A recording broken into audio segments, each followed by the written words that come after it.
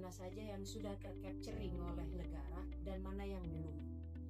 Mana wilayah satu adat itu menempati satu wilayah itu luasnya berapa, apakah itu sudah ditetapkan oleh negara atau belum. Misalnya Baduy itu luas wilayahnya berapa teritorialnya, kanan ke kiri, kiri ke kanan, atas ke bawah, itu berapa gitu kan. Dan itu juga pasti akan berlaku di masyarakat adat. Artinya apa?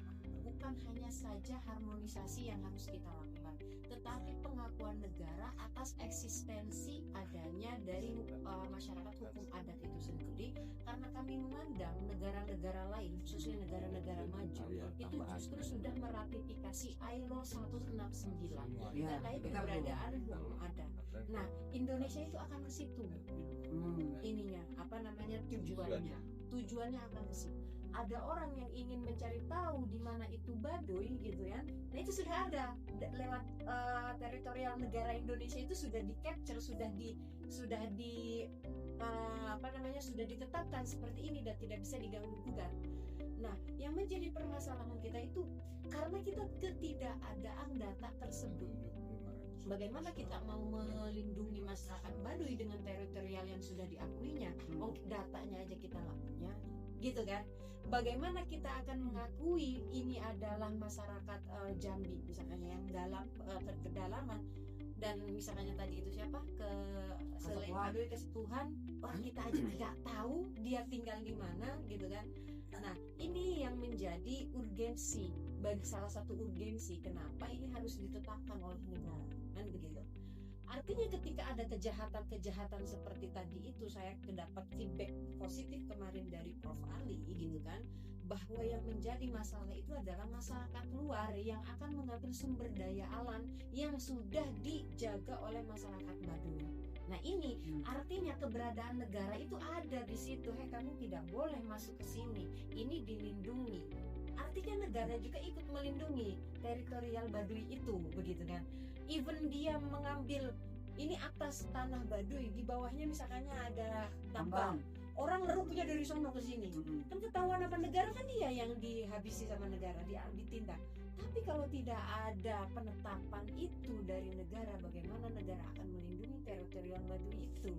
Itu yang sebetulnya salah satu tujuan besar kita. Makanya tujuan kita itu adalah ratifikasi ILO 169 sebagaimana yang sudah dilakukan oleh Spanyol, Belanda, Skandinavia dan lain sebagainya. Itu yang akan kita lakukan, ke sana larinya. Jadi ini sama saja mendeklar secara internasional bahwa iya, Indonesia kaya dengan kebudayaan. That is contohnya adalah MHA ini dengan diratifikasi. Kapan dulu penetapan? Yang ini menjadi wewenang daerah ya nantinya. Karena kan identifikasi semuanya kan ada di daerah itu. Nah, penetapan itu kan menyangkut juga teritorial. Tadi saya bilang kenapa teritorial penting? Karena untuk mengakui hukumnya, untuk mengakui hukum itu berlakunya di mana? Ekonominya.